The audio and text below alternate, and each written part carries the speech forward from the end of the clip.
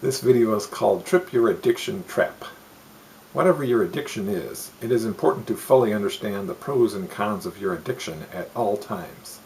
We would all love to live in a fantasy world where we could just magically stop any addiction at any time. But it doesn't work that way because there is always something we like a lot that keeps pulling us back in. I tried to get out, but it just kept pulling me back in. One secret to success is to understand what your addiction trap is. An addiction trap is any activity you do which will lead you back into full-blown addiction. So we need to be aware of, and very afraid of, any activity which will trap us and cause us to be enslaved by the addiction. For example, we have the sugar addict. Now you may not be a sugar addict, but what I want you to do is think about what traps you with your addiction. With a sugar addict, now they don't necessarily eat large meals, but when they eat one thing with sugar in it, it leads to 2 things, then 4 things, maybe 8 things, and so on and so forth. So in this case, the trap is baited with sugar. In this example, let us look at how 2 different people's days may play out. In situation number 1, our dieter is determined not to overeat today at work. In situation number 2, our second dieter has a blueprint for success. The blueprint calls for a small bowl of bean soup for lunch, along with some carrots. The question is, which person do you predict will give in to the always available cookies? Person number 1 who is very determined, or person number 2 who is very determined and who is also prepared? Yes, both people can raid the cookies, but your odds of resisting cookies double or triple when you have a full stomach. In this case, we have sprung the trap, which is the cookies filled with sugar, before we got in it by using the blueprint of preparation. In this scenario, the addict understands that if they don't prepare a good lunch, they will be in severe temptation. So, when the cookies are available, their hunger may start them down a slippery slope, which they likely can't handle. Here's a key point from Michael Hardiman from his book Overcoming Addiction. For someone who has an addiction problem, there is no such thing as one drink, cigarette, bet, or fix. This is very important affirmation because the temptation is almost always couched in terms of just one. He recommends writing this tip on a card, leaving it in your pocket, and reading it once a day. You can also spring the trap shut with alcohol or chemical addiction. If person number 1 is determined not to party on Friday night, they may succeed. But if person number 2 is determined not to party on Friday night, and they have a fully scheduled course of action to get them through the night, they have an advantage. Here's a key point. The more addicted you are, the more you need to be prepared for your every move.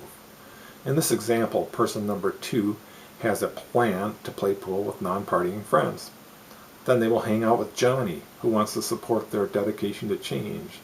Then they intend to go to bed at 1 a.m. sharp.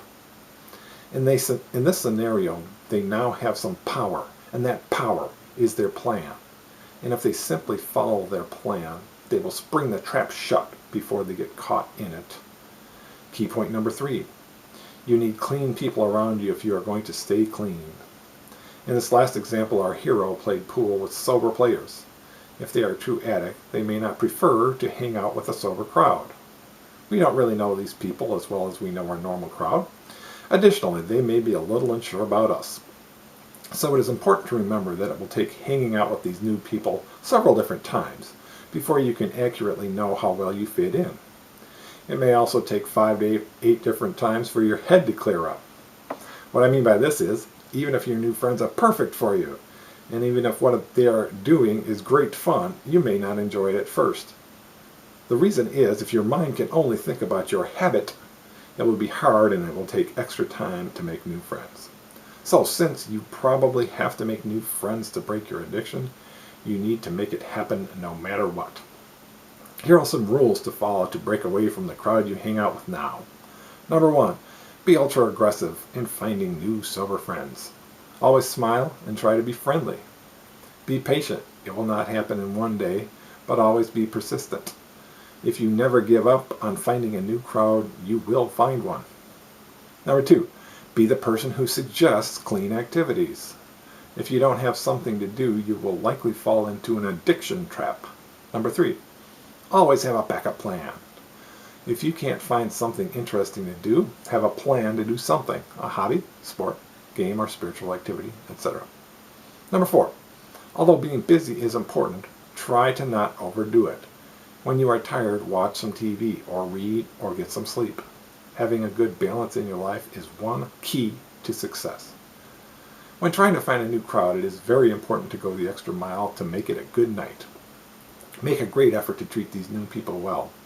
Even if you feel like crap, try to be the person who has love for people.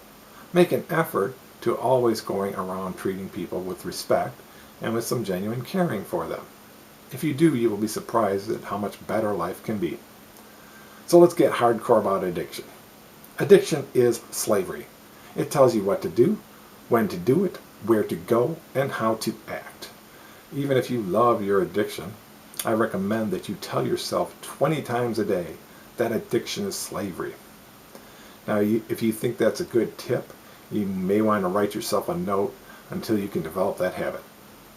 So, at its worst, addiction drives you to destruction, and at the very least, it enslaves you into a habitual trap that will keep you from any chance of fulfilling your life-given purpose. The rest of this video will contain only advice that is spiritual in nature. Addiction is slavery, just like all sin is slavery. The reason the Bible is so against sin is because sin always leads to destruction.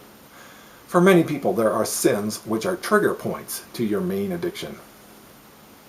Many secular programs want to solve your main addiction while leaving other sin in your life. The drawback to that method is it doesn't always work all that well. Plus, you will never find your God-given purpose that way. Having said that, if you find any program that helps you, it is a good thing, as long as it is not against Christianity. The first step to help with addiction and to overcome sin in general is to put a priority on daily Bible study.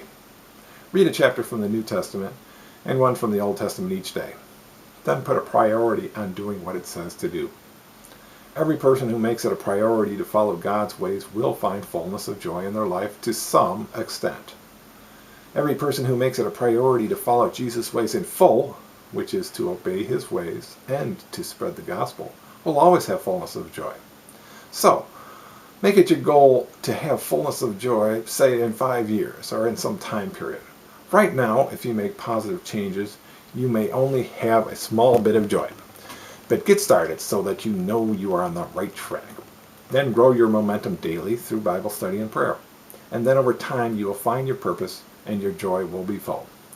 Thank you for watching.